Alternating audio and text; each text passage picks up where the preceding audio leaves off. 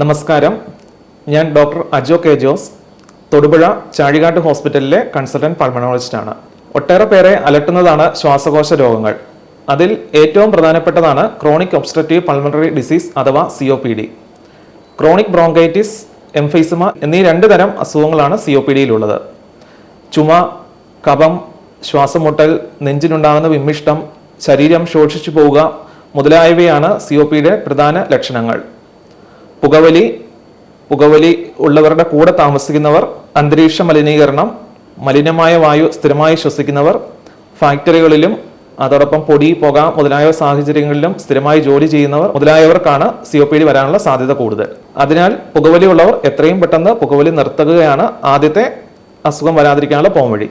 ശ്വാസകോശ രോഗങ്ങളുള്ളവർ മാസ്ക് ഉപയോഗിക്കുന്നത് അസുഖം വരാതെ നോക്കും. COPDയുടെ ചികിത്സയെക്കുറിച്ച് പറയുകയാണെങ്കിൽ ഇൻഹീലർ ചികിത്സയാണ് COPDയുടെ പ്രധാന ചികിത്സ. നമ്മുടെ ശ്വാസകോശത്തിനുണ്ടാകുന്ന ചുരുക്കത്തെ മാറ്റുകയും ശ്വാസകോശത്തിന്റെ ചുരുക്കവും വികാസവും നിയന്ത്രണ വിധേയമാക്കാനും സഹായിക്കുകയാണ് ഇൻഹീലറുകൾ ചെയ്യുന്നത്.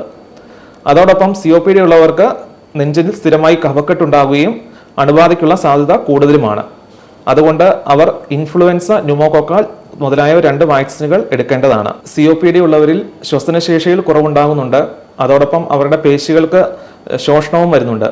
അതുമൂലം അവർക്ക് നടക്കാനും എന്തെങ്കിലും ചെയ്യാനുള്ള താല്പര്യം കുറഞ്ഞു വരും. ഇതിനെ അതിജീവിക്കാനായിട്ട് ചെറു വ്യായാമങ്ങൾ സ്ഥിരമായി ചെയ്യുകയും മരുന്നുകൾ കൃത്യമായി ഉപയോഗിക്കുകയും അസുഖം മോശമാക്കുന്ന സാഹചര്യങ്ങൾ വരാതെ നോക്കുകയും ഉപേക്ഷിക്കുകയും ചെയ്യണം. COPDയെ കുറിച്ചുള്ള നിങ്ങളുടെ കൂടുതൽ സംശയങ്ങൾക്ക് താഴെ കമൻറ്റ് ചെയ്യുകയോ ഹോസ്പിറ്റലുമായി നേരിട്ട് ബന്ധപ്പെടുകയോ ചെയ്യാവുന്നതാണ്.